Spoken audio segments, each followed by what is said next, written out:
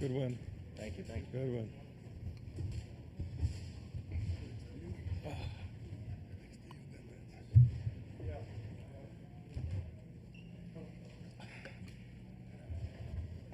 Hey, Coach.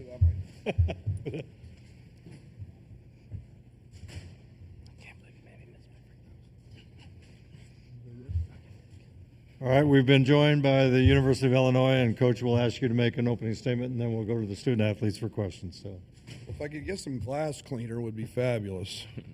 Derek gave me his glasses, and looks like a 4-year-old just got done eating peanut butter and jelly.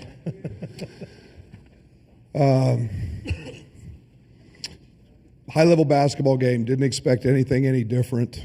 I thought that Iowa's been playing exceptionally well. They've been in kind of postseason mode here for a few games. Their Michigan State game was exceptional. Obviously going to Lincoln and winning.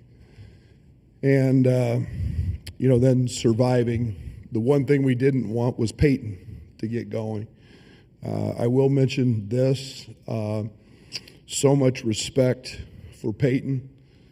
He stayed 4 years. I love seeing guys cry when it's over. That's invested, that's committed, that's dedicated, that's love for his university, love for his coaching staff. And that young man had just an unbelievable career. He had a terrific game today. I thought these two guys to my right, Tommy got us off to an incredible start. I thought Bam controlled the second half. Tommy ends up with a double-double, 6 assists, 1 turnover, pretty good night. And we withstood. They hit some hard shots. I was frustrated early, but they were hitting a lot of mid-range pull-ups that I thought were pretty tough, and they really stress you. But both these guys were great, and I thought we got a great game out of Trey and Will. Both those guys on the wing are playing really well right now. thank you, Coach. And then if you'll raise your hands and state your name and media affiliation, and direct questions to the student athletes. Right over here, Dave. Dave Reinhardt, WCBK Sports. If I may, Tommy, what started you out here today? Shooting from threes, stepping to the free throw line, just a great start for you this afternoon. Yeah, it was great. First, that was the play that we wanted to do, and we played pick and pop, and I was wide open, and I had to shoot that ball. Went in, and I feel like that opened the game for me, and made other shots way easier. Right here.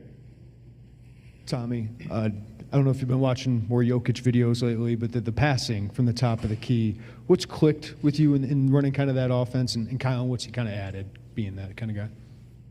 I don't know. I've always been looking at my teammates in those cuts whenever they're open, and I feel like they've recognized that if they're open, if I see the space, that I'm gonna throw it, even if it's sometimes bad pass or turnover.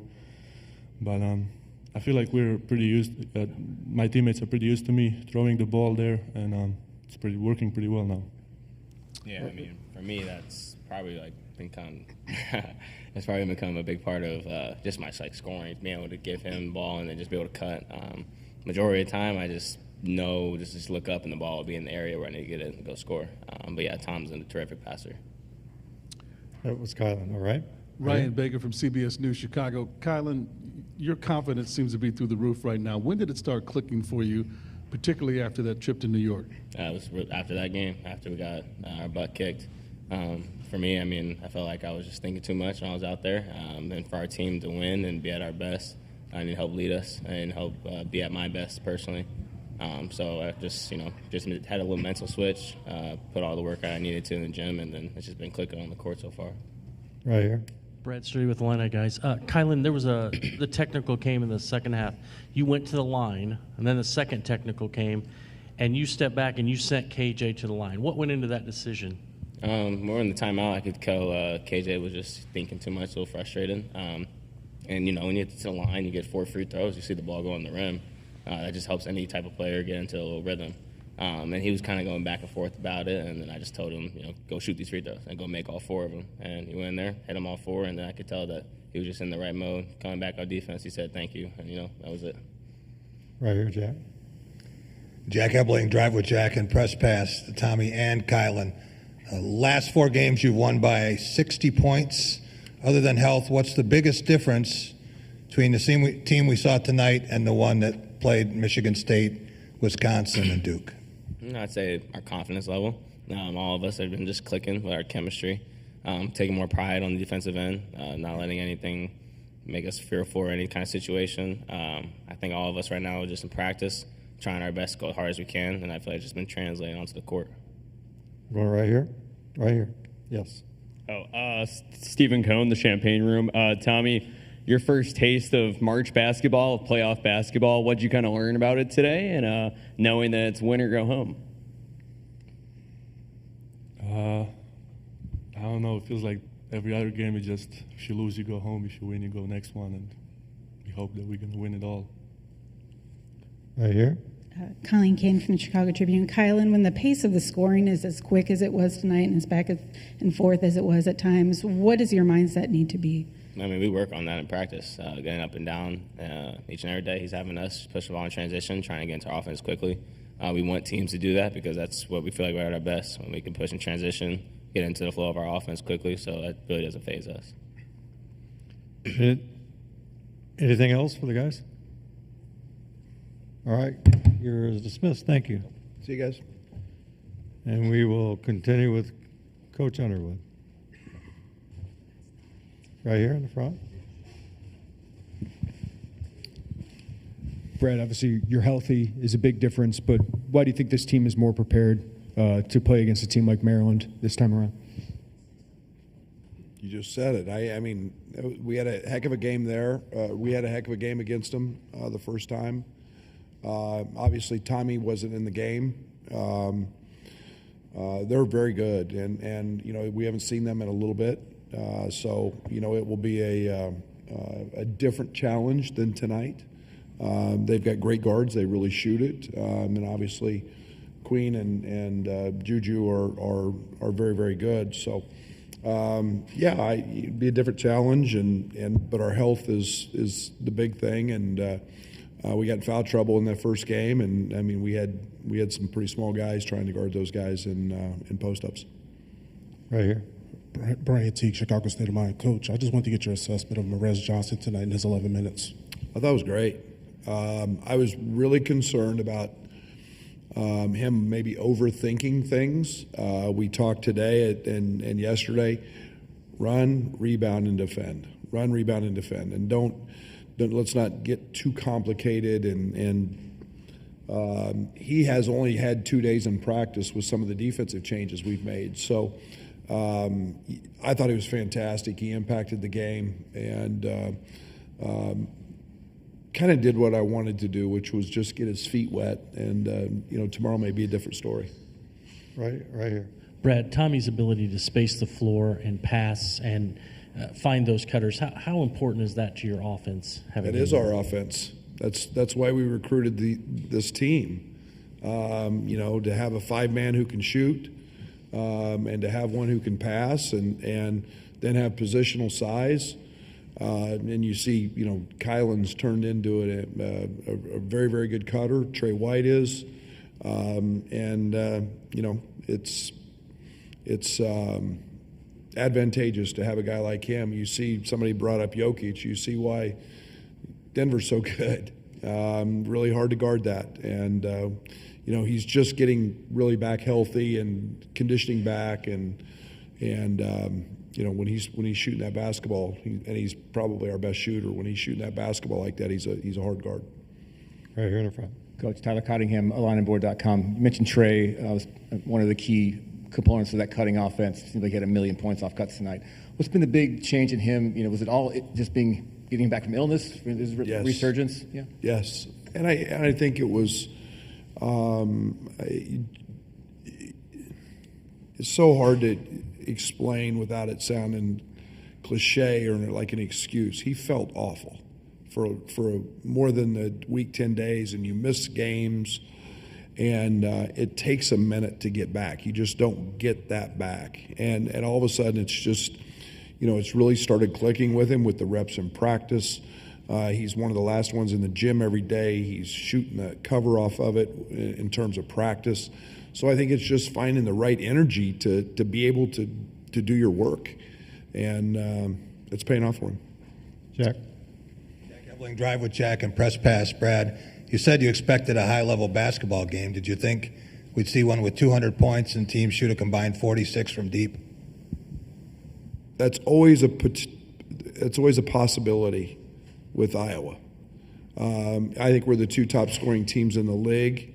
As these guys mentioned, we try to practice that way. We play 14-second shot clocks in practice most of the time. That fits us. It was a little different than the first game, where we, I think, held them to a season low. But with Dix and with the 2 Sanfords that they're very, very capable of having one of those nights. And unfortunately for us, we let them find some comfort early. I thought we were a little soft on the defensive side early. Right here. To follow up on that, it seemed like an old ABA Pacers game with the amount of points they're being up. Do you have concerns defensively? No, none. None. We've been guarding our tail off. I mean, we've jumped a boatload of spots here. But like I said, I felt great. Nobody shoots more mid-range 2s than Iowa, and I thought some of them were really well contested. You can't get any better guarded than the one right before the half. And, that's what really, really good players do, and they make hard shots, and Peyton made a boatload of them. Time for a couple more, Coach. Right here. Coach Dave Reinhardt, WCBK. 8 ties, 10 lead changes in that first half. A bucket before halftime put you up 4, and then started the second half on a 12-7 run. Just some of your thoughts as you talking to your guys at halftime. Yeah, I didn't love him making that shot, to be very honest, right before the half, because then they had the ball the first possession of the second half, and it's one of those unique, situations where you get the ball twice before we touch it. And again, we've been through it with Iowa for my 8 years. Friends teams are elite offensively. We've always had these type of dogfight games back and forth. I didn't expect anything else, and anything but that. So it is what it is, and it was a great game for the fans to watch, and fortunately we came out on the right side of it today. Right here. Jeremy Werner, Illini Inquirer. Brad, what are you getting leadership-wise from Kylan, Trey, some of those older guys recently? How's that changed? How's their voice changed? Yeah, they've changed the whole dynamic of what our season looks like since the Duke game, and it's showing off. It's my belief in them. It has helped every other player that's been through it. Kylan's made deep runs in postseason. His leadership, he's controlling a lot of the timeouts. How many players take 4 points off the board? Kylan's an 85% free throw shooter. How many players out there are going to say, hey, you need a little pick-me-up here? Go make 4 free throws. Now, KJ's also an 85% free throw shooter, so you feel pretty good about that, but not many guys do that. And I think that, Kaspers's hurt for Kylan being left off the all-defensive team was very genuine. I think it's the relationship those two have and the yin and yang that they get going. But their leadership's huge. Last 2 for Coach, right here. Eliel Brooks, Ruben Inside, and you. Coach, even without those 4 points, Kylan still set a new career high with 24, had 7 assists, just 1 turnover. What did you like out of him on the court and his confidence? Yeah, when it's nice to see him make threes. When we recruited him before he went to Arizona, I thought he was a terrific shooter. And for whatever reason, it's been some tough shooting for him. That opens a lot of things up when he's making that. But his strength, Tommy's passing, they read each other great. And then I thought that even though Peyton got going, I thought Kylan's defense was pretty darn good on him for most of the game. And right here. Steve Greenberg, Chicago Sun-Times. Brett, do you have a feel for or a feeling about just how close this team is to like peak form? I mean, it's just like a 4-game sample size. I don't know if that's enough for you. Yeah, I don't know. I think about that all the time. It's a great question because I think about what is that. I don't. I think the shooting. We shot it better tonight. We've been shooting it pretty good. I think that's been the one thing. But and we've cut our turnovers down a lot. It seems like every game we've had one area that we've kind of just, the last Iowa game we get out rebounded by them. I think we've had closer to getting to that ceiling where we're starting to play a little more 40 minutes than 35 or 32. I don't know. I think about that a lot though. But I think we're heading in the right direction now that we're healthy. Thank you, Coach. Thank you.